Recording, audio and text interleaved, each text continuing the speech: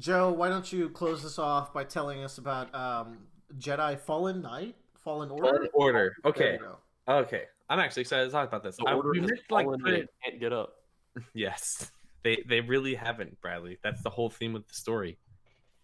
The Jedi gets crippled and you have to roll around in a wheelchair and then you shoot your fingernails. Oh, that sounds fun. Yeah. But no. So I meant to talk about this in our last podcast because I literally beat Jedi Fallen Order the weekend that it came out. Um, and I think I think Willard was might be surprised in how like I went from like within like the first 2 hours I hated this game by the end of it being like, hey, I really like this game. That was interesting. Yeah.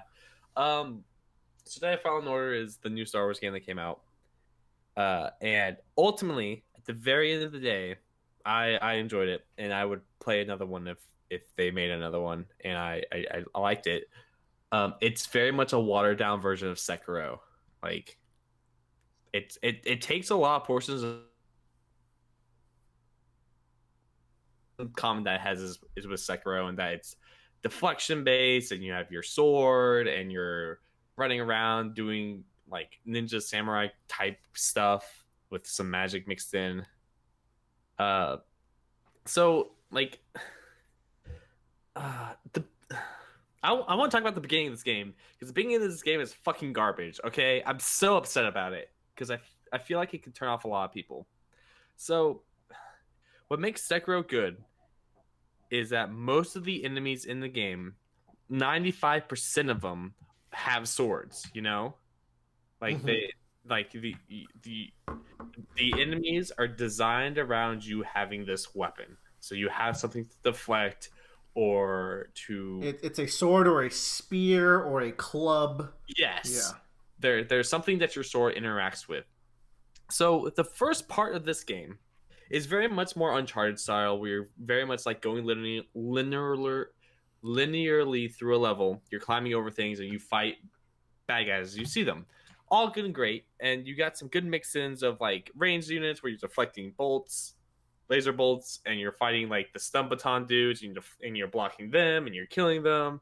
You're like, okay, cool, this is fun, and you're like one hitting stormtroopers. It's like great time. And then you get to the first like actual planet where you have a little bit more of that Dark Soulsy feels of like you have to like find a path and push a rock to get to the other spot and all that other kind of shortcut like layered mechanics into it. Hmm.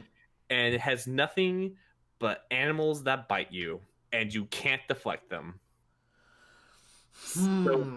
so it's like take the main mechanic of your game and just get rid of it within the first 15 minutes of it.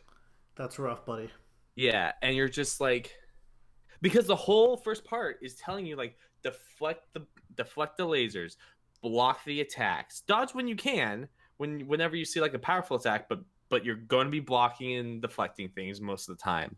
And then you get put in this planet, and you're just like, I can't block anything. So like, what? It boggles my mind. Like, why you would do that, especially like so soon after introducing your core mechanic. Like, I can understand like you're like 10 hours in, you're at like halfway midway point. You're like, oh man, I'm fighting like giant spiders that don't have things I can really parry, or like they're not the usual things I parry. I have to like take this on differently. Like when we And think of Sekiro, it introduces so it has the ogre, right, which has it's very much a boss fight where you have to dodge and yeah, you can deflect the kicks. mm-hmm. But then like it introduces the monkeys really like pretty late into the game, and that's the only enemy that comes to mind that don't have a like deflectable tool that they're using. Right. And like it was just like I liked killing stormtroopers. Like I like blocking the batons. I like deflecting the bullets and fighting the stormtroopers. That was fun because it like it feels like the game is supposed to be about me fighting stormtroopers.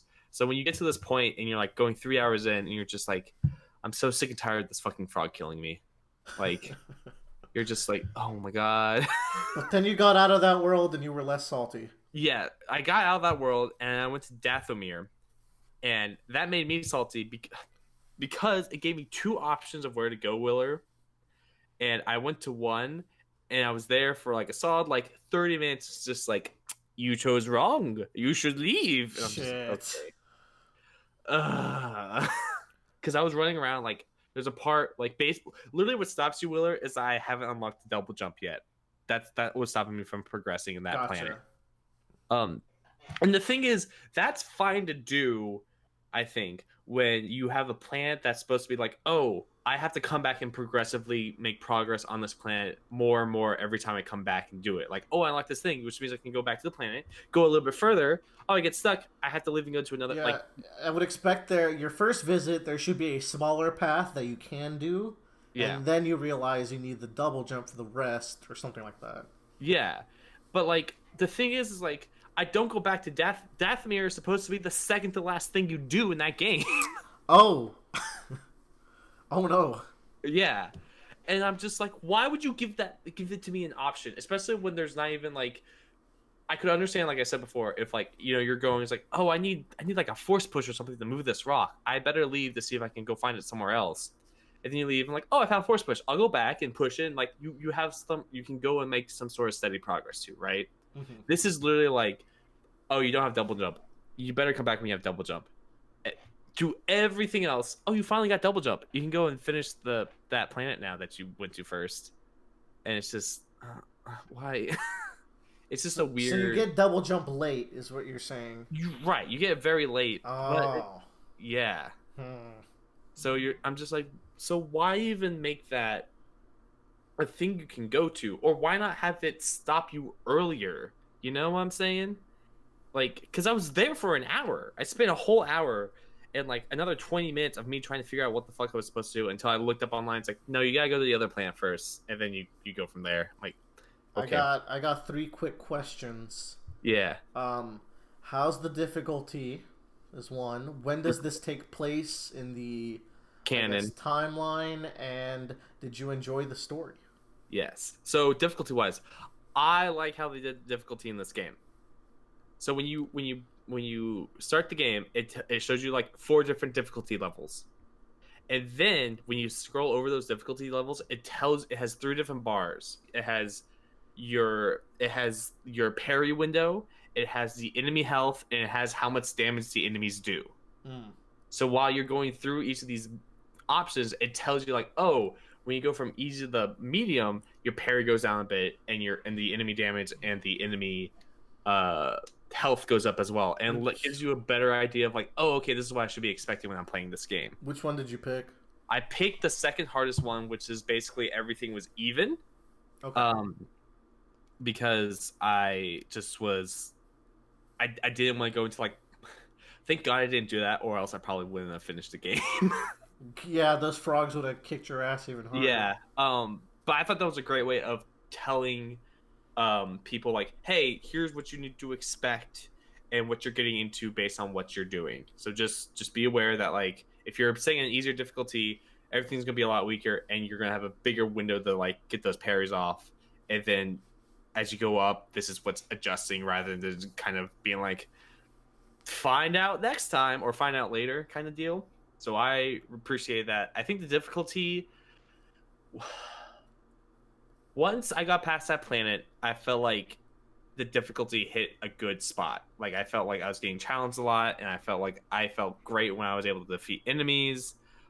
It feels a lot. It's a much easier than Sekiro, because so whenever you die in this game, it's like Dark Souls or Sekiro, where the enemy that killed you gets all of your experience points and whatever, and you have to go to it to get them back. But instead of killing the enemy, you just have to hit it, and when you hit, it restores all of your health as well. Interesting. So it's definitely supposed to be. So it's definitely like a game that can get you into those soul-like games. It's much easier to get into. Babies first souls. Basically, yes. There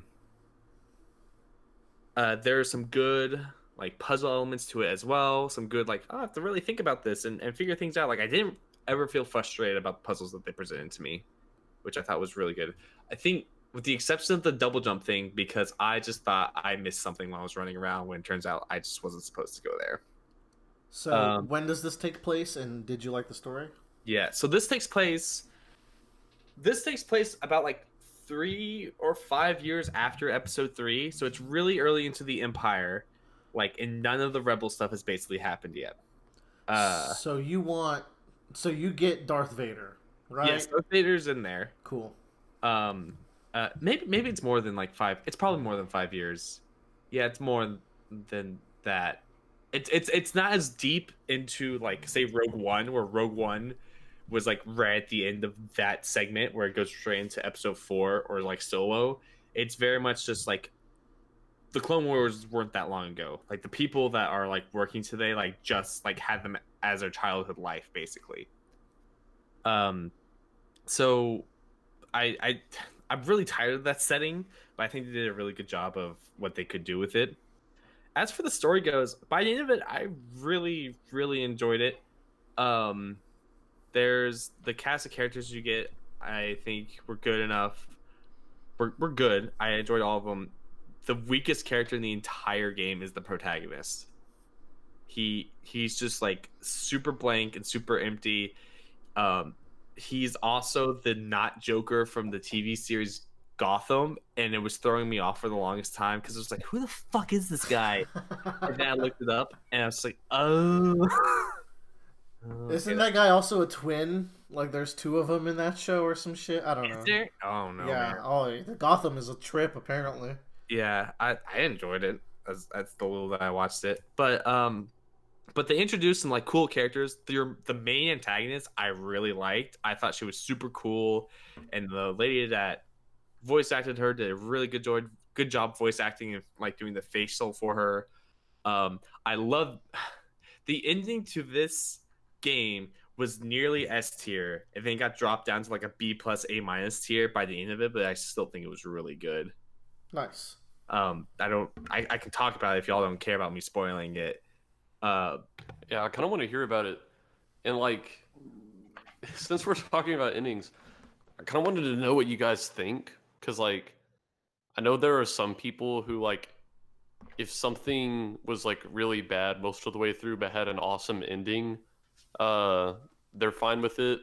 Or like, then there's like people who are like, oh, if something was like really awesome all the way through but had a shitty ending, like it's just totally ruined for them. So like, I don't know, like how much stock do you guys put in endings, and like how did the ending to the game change it for you? I think I can go first real quick. It shouldn't be a surprise that I'm the kind of person that if an ending's bad, it does not make the thing bad for me. I'm very much the kind of person that picks out the good parts, and if the journey was good, then the ending, I'll just say the journey was good, but the ending had a letdown moment. Like I just did it like with Death Stranding. I was like, oh, I loved all these things, and there was these few nitpicky things. They didn't drag the whole game down at all. But yeah, like part 5 where it was yeah, pretty good, and then exactly. Part 5 has the shittiest ending ever, but I enjoy it all the same. yeah. Um, so I I'm the kind of person where like if the whole thing is bad throughout the entire way and the ending's amazing, I'm still gonna think the show is just bad. Like that's I'm like no, it just wasn't worth it for me to like sit through this and like, oh man, look at all this. Because if I wanted to watch the show again, I'm just gonna watch the ending because I only like the ending kind of thing. But I think if you have a really good ending, it elevates everything else that happened because you're trying to get your ending should Oh, be the point of definitely. your story, you know? Yeah.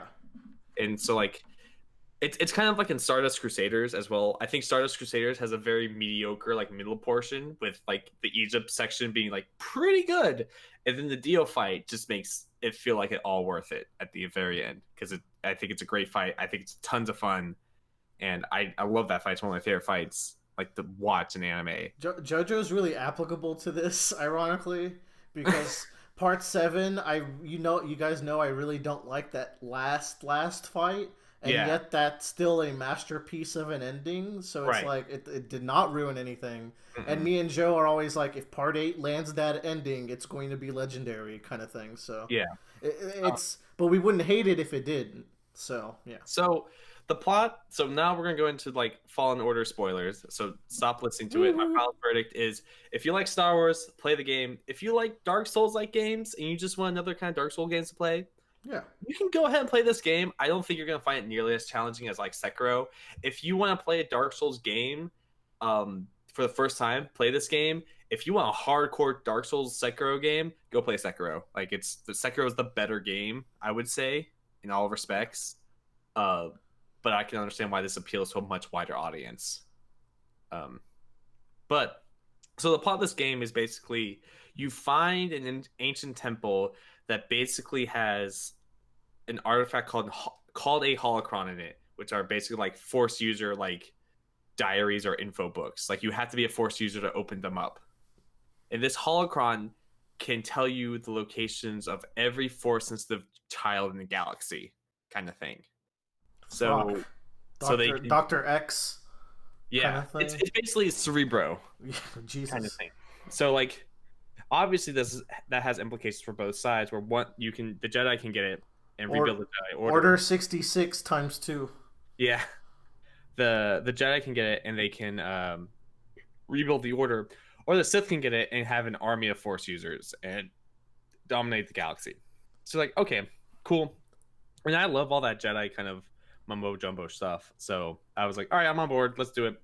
So you go through the whole thing, and there's a really cool like Force trippy out sequence where you touch like a mirror thing, like there is in the Last Jedi that Rey touches.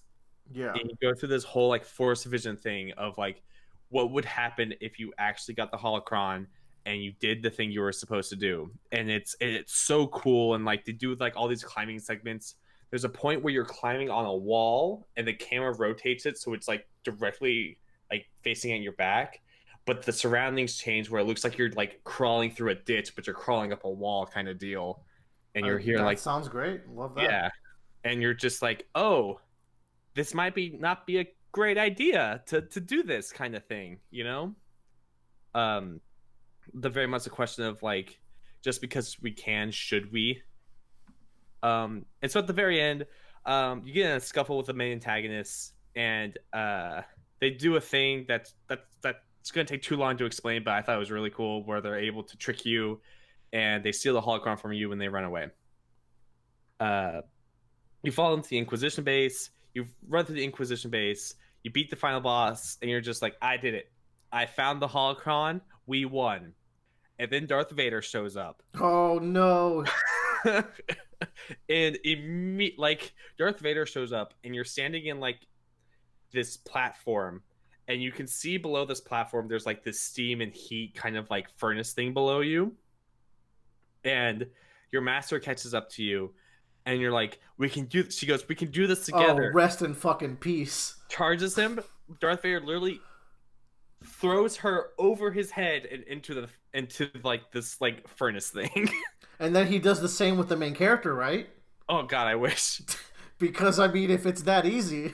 Yeah, but like basically the last part of this game is just this chase sequence where Darth Vader is chasing you down and is tearing the whole fucking place apart. I'm not a big Star Wars fan at all, but that sounds rad. You should look up the ending, because like you get to that part and you're just like, oh, he doesn't have a health bar. Do you get to fight him as a secret boss at least? No, it'd be cool if you could, but you don't, unfortunately. Oh, yeah. I don't know if people will like that. I thought they were fine. That's my one big complaint, is you can't go back to that area and like figure out the rest of the secrets. Like once you go there, you're kind of done, and you're just like, oh, all right.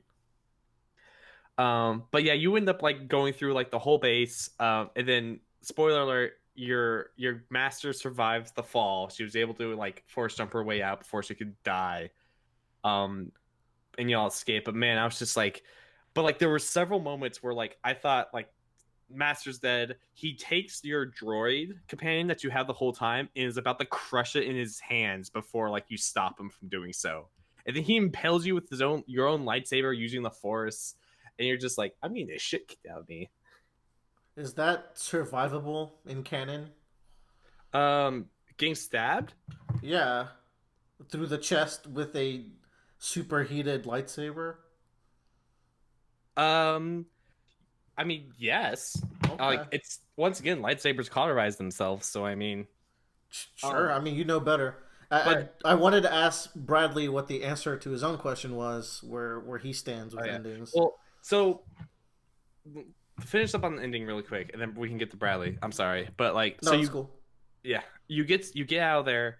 and you're back on the ship with everyone on board, and you're having a conversation, and um, you all come to the agreement, and you destroy the holocron.